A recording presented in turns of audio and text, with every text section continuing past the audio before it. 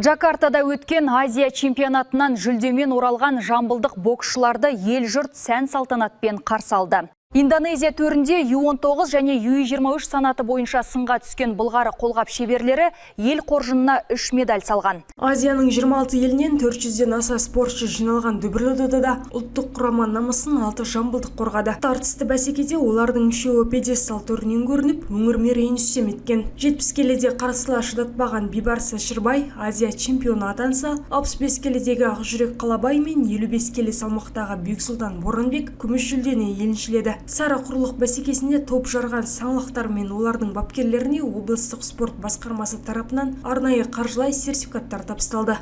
Осы жаңа жылдан бастап дайындалып бастадық. Азия чемпионатына деп 4-5 сбор өткіздік. Қырғызстан елінде, Өзбекстан елінде басқа да жарыстарға қатысып чемпион болдық. Салмақ 70 кг бокстастым. Өте жақсы деңгейде өтті. 70 өте мықтылар келді. Бәр елдің бірінші нөмірлері болған соң әр мықты дайындалып келді олар біз сияқты. Олар бізге жақсы соперник болды. Жеңіс спортшының табандылығы мен бапкердің тынымсыз еңбегінің нәтижесі. Бейбарысы 9 жасынан бері жаттықтырып келе жатқан Нұркен Рахманқұл шәкіртінің бұл жетістігін үлкен белестерге бастар маңызды қадам деп бағалайды. Бейбарыс маған 9 жасынан бастап келді. 9 жасынан бері жұмыс істеп келеміз.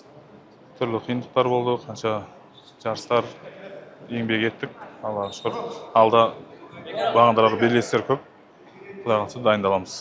Спорт сарайына жиналған жанкүйерлер мен ардагерлер жеңімпаздарды құттықтап, оларға ақ батасын берді. Ендігі мақсат халықаралық додаларда ел намысын абыроймен қорғап, көк туды көкте желбірету.